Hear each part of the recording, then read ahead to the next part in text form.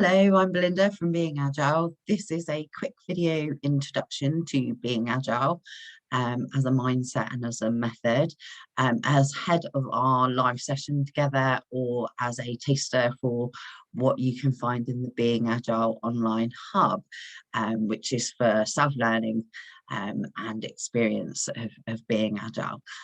So in this session, we're just going to have a really quick look at why we want to be agile, where and when is good to be agile, and a little bit about what agile is, and a bit of an exercise to get you thinking, and also a tool that you can take away and use between now and our session, or indeed that we can apply when we have our session together. So what is agile and why do we want to use it? So if we think about the agile mindset initially, this is one of my favorite slides. So this is around responding to change over following a plan. So that reality check really about why we want to be more agile is often what we plan and what happens are very different things. So we need a mindset and methodology to help us to cope with that and actually rise to that challenge and navigate that change and uncertainty. So we need a model, if you like, to follow that allows us to actually respond to change over following our plan when we realise that our plan isn't going to work the way that we hope.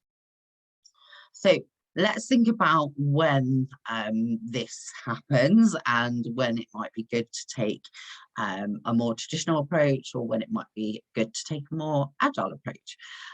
So traditionally, we tend to take quite a predictive planning approach. So this kind of plan what we're going to do it, and then evaluate it at the end. And this method works really, really well when we're down there on the bottom left of this matrix in simple. So when we know exactly what we're going to do and we know how we're going to do it, so we've probably done it before, we can predict it, it's fairly known, it's certain, it's probably quite obvious. We can put in place policies and procedures for people to follow so they can use basic skills and experience to follow good practice, and we can do it, and we can take a pretty predictive approach there. So this is where we're down here. We're close to agreement, close to certainty on what we're doing and how we're going to do things. But as we move away from knowing what we're doing and how we're going to do things, things become more complicated, they become complex. And ultimately, if we have no idea what we're doing and no idea how we're going to do it, then things are very chaotic. So this is where Agile really comes into play, because Agile is an adaptive planning method. So Agile is really built for when we are up there in that complex and chaotic kind of environments where things are changing and evolving. We don't know what we don't know. There are unknowns. Things are uncertain, they're unpredictable, they're really complex, they're ambiguous. And really we need to take this kind of experiential learning approach. So we need to be able to work it out as we go and discover and improve as we go. And so we have this kind of emergent practice. And so this is really where Agile lends itself well, is when we have things that are uncertainty. There is uncertainty, there is challenge, there is change, and we need a methodology to help us to respond to that. So we can think about what are the challenges that we face when we're up there and we don't know what we're doing and we don't know how exactly we're going to do things. Well, there's lots and lots of challenges, and I'm sure perhaps one's pinging into your mind at the moment. So here is a list of things that over the years teams have shared with me about what are the challenges. So really hard to plan and prioritize, things running over, running late, feeling overloaded, a lack of transparency, a lack of visibility, all these different things. And perhaps one or two of these particularly resonate with you. So have a read through this list. Just think about which of these really resonate with you, which we can pick up then when we're talking in our live session. Now, what Agile aims to do is obviously make these things better, so help us to improve and really mitigate against some of these challenges that we face when we are working in complex and chaotic environments.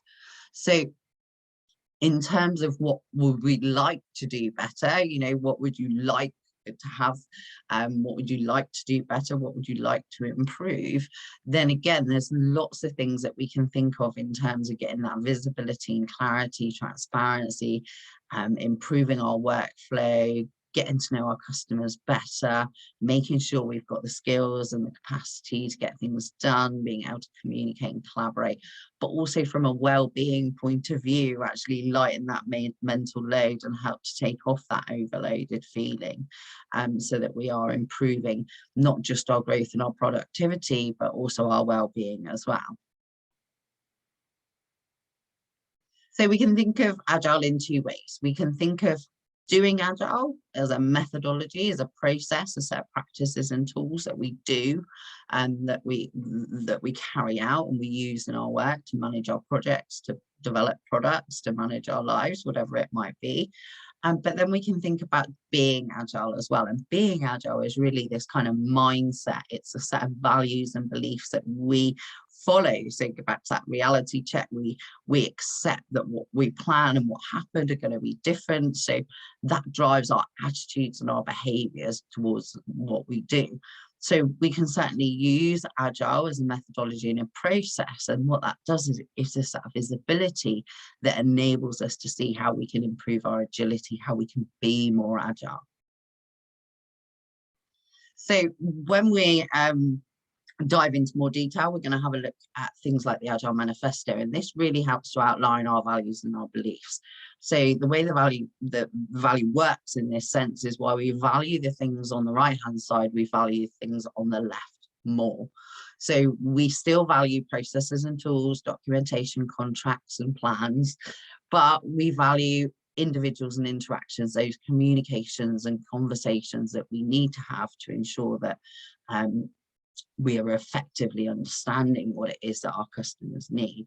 Working solutions over documentation. Yes, it's important to have documentation, but if the solution doesn't work or it takes too long, then that documentation isn't much value at all. Collaboration over contract negotiation. Yes, contracts are important, but if our relationship and our rapport with our customer, with our suppliers, with our partners breaks down, then those contracts are really hard to sustain. And remembering again that we're not down here in simple, we're up there in chaos or complexity or even complicated, where things aren't 100% clear what we're doing and how we're going to do them up front. Therefore, we do need to respond to change over our following our plan.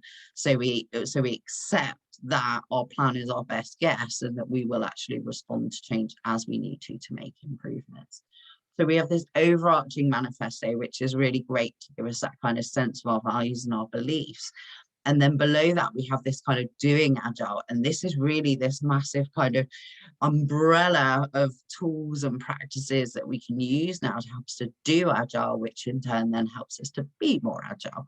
I love this slide that was created a few years back now. I think it's the best graphic representation I've seen yet of the different Agile methods and styles and techniques that are really kind of now held in this kind of umbrella term of Agile.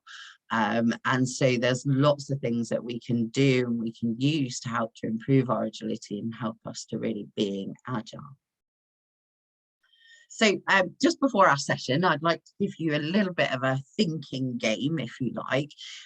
So I've got a list of things here, and as I just read through them, what I'd like you to do is between now and our next session, is just think about, you know, do you recognize any of these things? Do they resonate with you? And also between now and the next session, just see if you can become conscious of when some of these things might be happening. Okay, so just if something like this happens, then just make a mental note of that, so we can discuss it more in the live session, or we can pick it up in the exercises later in the hub. So delaying delivery until completely ready. Do you tend to kind of delay showing anybody anything until it's absolutely done? And you really like it to be perfect as well. So do you tend to insist on things being absolutely perfect? Perhaps in meetings, find others, perhaps or yourself, haggling over precise wordings. Insisting on written orders, so insisting on things being written down and in writing before they're acted upon.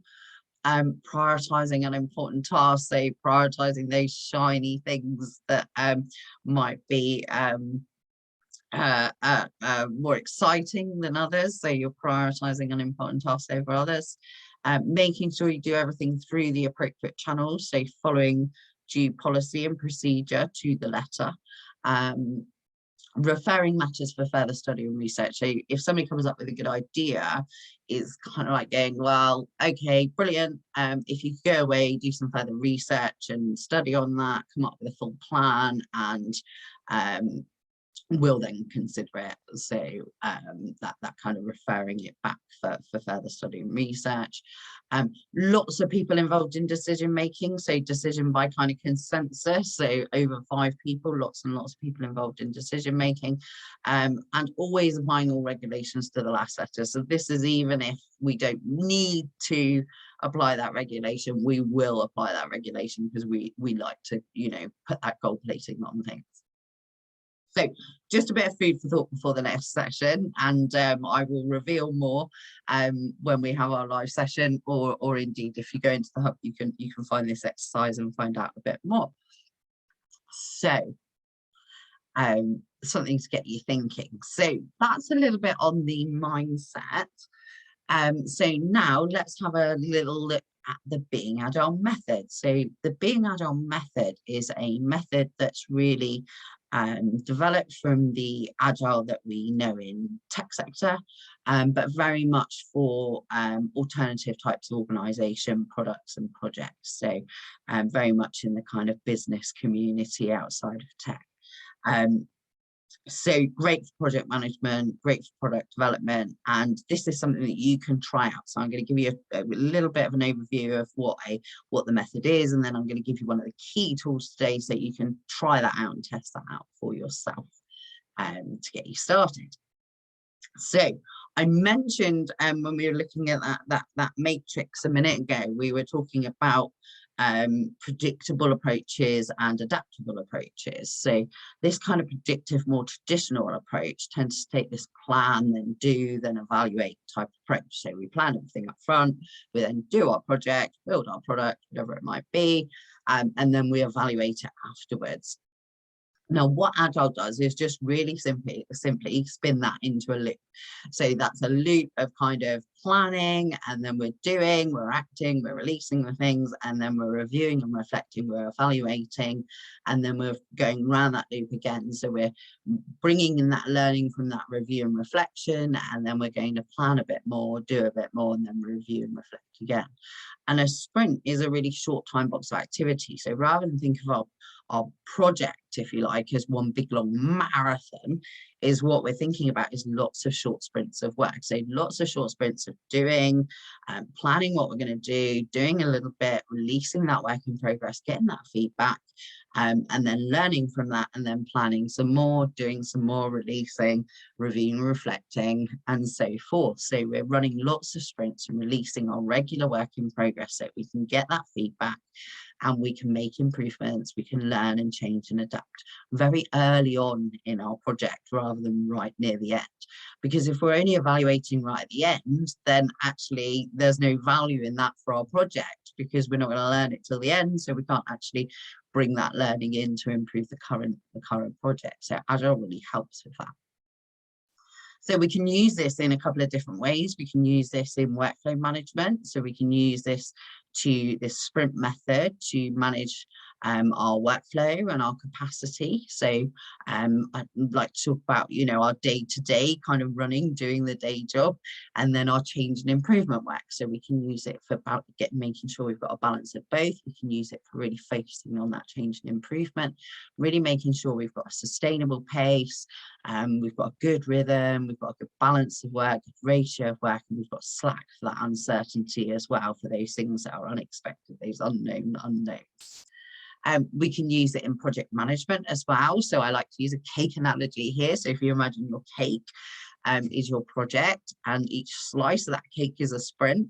So rather than eating our cake in layers like we would traditionally, we plan our project, then design it, build it, deliver it, evaluate it, and sustain it, is actually we're going to take that in slices. So each sprint, each slice of that cake, so you still get to eat all the cake, but you're eating it in slices. And we can also think about it in product and service development as well. So we can think about how we can, again, eat that cake in slices. So when we're looking at building our product, if we were taking that traditional approach on the left, a couple of months into our project, we might have something functional, but we're not going to have anything usable that we can launch because we're still in that kind of planning, research, design stage. Whereas if we're taking an agile approach, we've already been through that loop a few times, so we'll actually have a working solution that we can get out there, share. It's like what we call a minimum viable product, and we get out there, share, and actually deliver some value to the client, as well as learn lots ourselves about the rest of the product that we're going to be building. So again, we can think about things in slices rather than in layers. So here's the tool that I'd like to share with you. So to be able to do this, you either need some post-it notes, so get yourself some post-it notes and a whiteboard or a window or a bit of paper that you can draw this canvas out on. Or indeed, you could use the digital tool, something like Trello is a nice free one. You can get 10 free boards and you can create each of these boxes as columns on the Trello board. So this is something you can just play about with for the next couple of weeks. So I'm just going to talk you through this one, and then that will be your takeaway exercise, if you like, to finish off this video. So this is our Agile board. I'll give you a bit of an explanation as we go through. So on the left-hand side of our board, we have all the things in our backlog. So all the things that we can think of that we need to do. So you might be wanting to work on a project or developing a product or whatever it might be. Now, initially, I always encourage people to use their own just workload at the moment. So just if you've got a to-do list, then translate that to-do list onto post-it notes onto the left-hand side of your board. And up here, we've just got a little inbox, and this is for helping you to manage any inbound work that comes in during our sprint. So the right-hand side of our board is our sprint of work, and this is where we're showing our current sprint. So what work we've chosen to work on this sprint, what we're actually doing, and the status of things and where they are. So what I'd like you to do is on your bit of paper, so you can draw out this map, or as I say, use Trello, whatever tool that you would like to use. I'm really not particularly fixed on any one tool. It's the mindset and the method that I'm really keen on rather than the tools. Whatever works best for you, I think is the best advice I can give. So what we want to do initially is just get out of your head all the things that you've got to do at the moment. So like I say, on that to-do list, get them out of your head, put them onto each of those post-it notes. Then what we want to do is we want to think, okay, what are the first things that I want to do from that list? So what am I going to do? Let's just talk about it as this week, for example. So this week, we want to get these 4 things done. Okay, so we're doing our agile training at the moment, aren't we? So that's one you can tick off for sure by the end of this session. So if you imagine we're starting our sprint, so we're starting working on something, and of course what happens is a couple of new things come into our inbox. So just to give you a heads up on how you can manage those, is when they come in, think about whether they're important or urgent. If they are, then they'll go down into our Slack area. So what we need to do is just when we're planning our sprint is just make sure we leave ourselves a little bit of capacity this week for those ad hoc uncertain things. So it might be a day this week or half day or whatever that you think it might be. So you'll need to estimate that. If it's not urgent and important, then we put it in the backlog and it'll become planned work to be considered for future sprints. So in this sense, I've put this one down here because it's urgent and important, and this one over here because it's not. So we carry on with our week. So say this is today. So we're doing our agile training. We're working on that ad hoc task on the side. You've got something done. We're waiting on something here. And this is still to do. So we've got our to-do box here. We've got what we're actively working on. and then we've got what we've completed and done. And then we've got these two boxes here, waiting, which is I've started this thing, but I can't finish it because it's blocked. It's waiting on something, on an external thing or something to happen before I can continue it. It's got to come back to me. Feedback is slightly different. Feedback is where, okay, I think this is done, but until the customer signs it off, until somebody signs it off or approves it, then I can't really call it done because it's not my call. So that's where we need to do that feedback, that testing and acceptance of what we think we've done is actually done.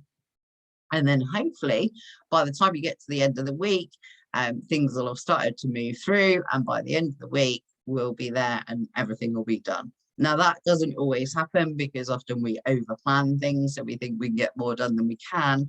And so this tool is a really, really simple one for just getting that visibility of our workflow, getting that, you know, everything that we've got to do out of our heads into this backlog, keeping an eye on the status and our workflow of things, and just getting a gauge for how much.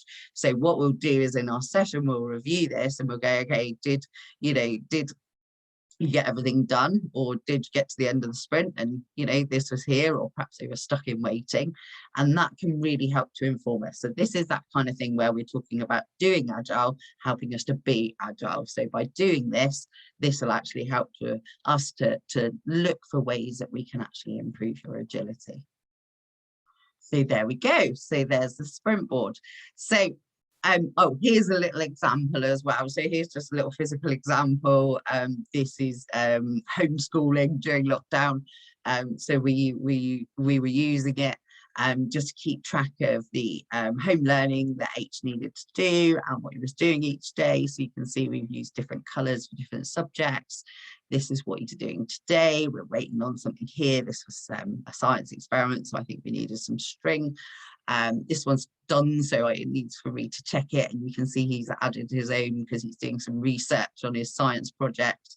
And then we've got our backlog over here, and we've actually got a jar of dones here as well, which was really nice because at the end of lockdown we had a big nice stacked full of post-it notes jars, so you could see how much you'd learned and how much you'd done through lockdown. So I really encourage you, think about that list. Do you delay things and completely ready? Do you prioritize shiny items? Are you insisting on doing everything through channels? So raise that consciousness about that and use this tool just to keep track of your day-to-day for the next, even if it's just for a few days, that we can then review and work on more, either in our live session or when you're in the hub with the exercises and games that are in there. So that's the introduction. I'm really looking forward to our session together. If you haven't got one booked, then do get in touch and we'll book one in. Or if you'd like to access the hub, then do again get in touch.